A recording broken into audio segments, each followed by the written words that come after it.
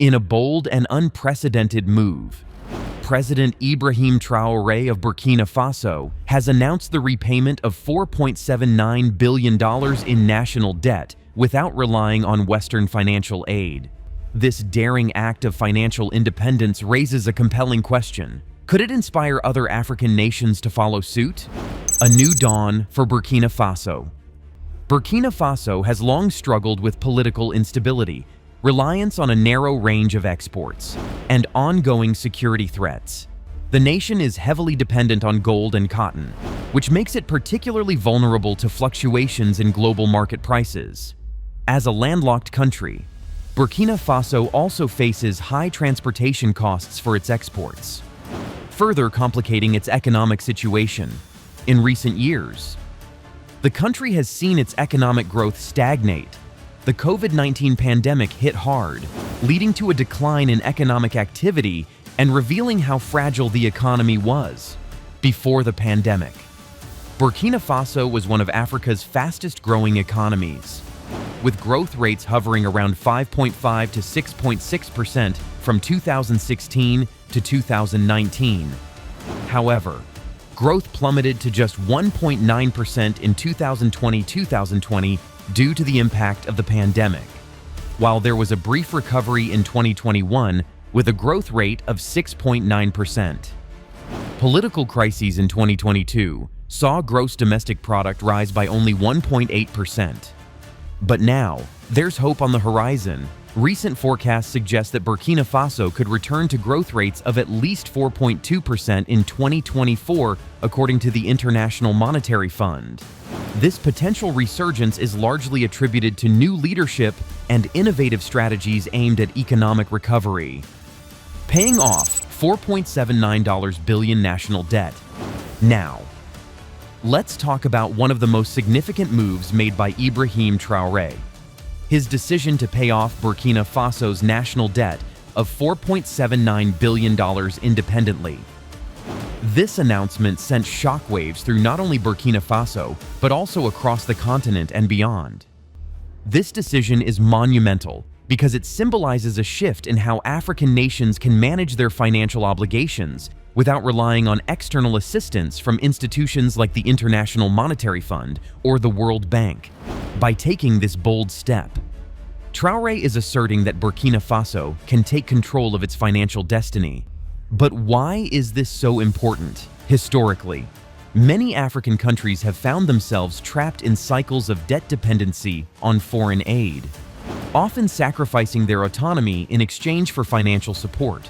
By choosing to tackle this debt independently, Burkina Faso aims to redefine its relationship with global financial systems and assert its right to manage its economic future, breaking free from Western financial aid. One of the most striking aspects of Traoré's strategy is his government's rejection of financial aid from Western institutions like the International Monetary Fund and World Bank. This move raises critical questions about national sovereignty and self-reliance in today's global economy. By opting out of these traditional financial support systems, Burkina Faso is challenging the status quo that has often left developing nations vulnerable to external pressures and conditions imposed by foreign lenders. This rejection is not merely symbolic. It represents a fundamental shift toward greater autonomy over national resources and policies. The implications are vast. For one, this decision could inspire other African nations to explore alternative financing avenues that do not compromise their sovereignty or economic independence. It highlights the potential for African countries to leverage their resources and capabilities to achieve sustainable economic growth, an essential step toward fostering true independence. How it was achieved? So how did Ibrahim Traoré's government manage such an ambitious task? The answer lies in several strategic moves designed to boost investor confidence and maximize local resources. First and foremost, Traoré's administration focused on enhancing governance and transparency within financial systems. By establishing clear policies that promote accountability, the government aims to build trust among both local and international investors, an essential factor for attracting investment that can stimulate economic growth. Additionally, leveraging local resources has been pivotal in this process. Burkina Faso is rich in natural resources, particularly gold. However, previous governments have often allowed foreign companies to reap most benefits from these resources. Traoré's government is working to change this narrative by reclaiming control over mineral resources and ensuring that profits are reinvested into the local economy. Moreover, initiatives aimed at diversifying the economy are underway, while gold remains a significant export. There's an increasing focus on agriculture and other sectors that can provide stability against global market fluctuations. By investing in agriculture and promoting food security initiatives, Burkina Faso can reduce its vulnerability to external shocks. The role of the National Treasury Bank. A key component of this new economic strategy is the establishment of Burkina Faso's first treasury bank.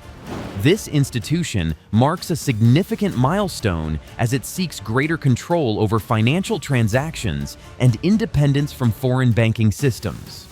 The National Treasury Bank will play a crucial role in facilitating government financing without relying on external loans or aid packages, by managing public funds more effectively within this framework. Burkina Faso can ensure that its financial resources are utilized efficiently for national development projects. This move enhances fiscal autonomy and allows for better management of public spending, an essential factor given the country's previous reliance on external funding sources that often came with stringent conditions attached. A model for Africa? Let's dive into a fascinating topic gaining traction in African politics and economics. Economic sovereignty. Under the leadership of President Ibrahim Traoré, Burkina Faso is setting a powerful example that could inspire other African nations to reclaim control over their economic destinies. This shift has the potential to transform Africa's relationship with global financial institutions, and it's a conversation worth having. Economic sovereignty means having the ability to govern your economic policies without external interference. For far too long, many African countries have relied on financial aid from institutions, often at the expense of their autonomy. But now, Burkina Faso is challenging this narrative by taking bold steps toward financial independence. Traoré's administration has made headlines with its decision to pay off a staggering $4.79 billion in national debt without seeking assistance from Western financial institutions. This isn't just about numbers. It's a statement of self-reliance and a call to action for other nations. The Gold Reclamation Initiative. One of the standout initiatives under Traoré's leadership is the Gold Reclamation Initiative. This program focuses on regaining control over Burkina Faso's vast gold resources, which have historically been dominated by multinational corporations. Gold is crucial for Burkina Faso's economy, accounting for around 77% of total exports and significantly contributing to government revenues. However, many citizens feel disconnected from the wealth generated by these resources. Traoré's government is taking decisive actions to change this narrative. The initiative involves renegotiating contracts with foreign companies and implementing stricter regulations to ensure multinationals contribute more significantly to local development. By prioritizing local interests, Burkina Faso aims to keep more profits within its borders, benefiting its citizens. This approach strengthens Burkina Faso's economic position and sets a precedent for other African nations rich in natural resources. Countries like Zambia and South Africa are already looking at similar strategies to ensure that local communities benefit from resource extraction. The Gold Reclamation Initiative could inspire a broader movement across the continent toward greater resource management and equity, security, and economic stability. However, it's crucial to recognize that Burkina Faso faces significant challenges as it moves forward, particularly concerning ongoing security threats. The country has been grappling with increased violence from extremist groups linked to regional instability in the Sahel. This security crisis poses a direct threat to economic stability and growth. The mining sector, which is vital for Burkina Faso's economy, has already been affected by these security issues. Attacks on mining operations raise concern among foreign investors, and could deter future investments if not addressed effectively. The government must find ways to enhance security while maintaining an environment conducive to business and investment. Moreover, if violence continues or escalates, it could undermine confidence in the government's ability to manage resources effectively, an essential component for attracting both local and foreign investment. Addressing these security challenges will be critical for ensuring that Traoré's ambitious economic strategies can take root and flourish. In addition to security concerns, infrastructure development remains a pressing issue. As a landlocked country, Burkina Faso faces logistical hurdles that complicate trade and investment efforts. Improving transportation networks and energy supply will be vital for creating an environment where businesses can thrive. Shockwaves in international finance. As Burkina Faso takes these bold steps toward economic sovereignty, international financial institutions are paying close attention. Reactions have been mixed. Some view Traoré's moves as a challenge to establish norms in global finance, while others see them as a potential catalyst for change. The International Monetary Fund and World Bank have historically played significant roles in shaping economic policies across Africa, with Burkina Faso setting a new precedent by rejecting their assistance. These institutions may need to reassess their strategies regarding African nations. Will they adapt their approaches in response to the shift, or will they continue promoting traditional models of economic support? Media coverage of Traoré's actions has also varied widely. Some outlets celebrate his boldness as a necessary step toward true independence for African nations, while others express skepticism about his ability to deliver on these promises amid ongoing security challenges. This mixed reception highlights the complexities of navigating global perceptions while striving for national sovereignty. Furthermore, there are concerns about how this shift will affect foreign investment in Burkina Faso. While some investors may be wary of increased government intervention in resource management, others may see opportunities in supporting local initiatives that align with Traoré's vision for sustainable development. A vision for the future. Looking ahead, Traoré's vision for Burkina Faso is ambitious yet filled with challenges. The potential long-term effects of this bold economic strategy could be transformative, not just for Burkina Faso, but for Africa as a whole. If successful, it could inspire other nations to face similar challenges to pursue paths of self-reliance and resource reclamation. This vision extends beyond economic metrics.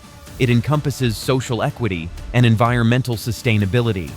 By prioritizing local communities and ensuring that natural resources benefit all citizens rather than just a select few, Burkina Faso could set new standards for governance and development across the continent. Moreover, if Traoré's administration can successfully navigate the complex landscape of security challenges while promoting economic growth, it may serve as a powerful example of how African nations can take charge of their destinies in an increasingly interconnected world. What are your thoughts on Burkina Faso's approach to economic sovereignty? Do you believe this model can be replicated in other African nations? We encourage you to share your insights in the comments below. If you found this video informative or inspiring, don't forget to hit that like button and subscribe for more content focused on African politics and economics. Thank you for watching.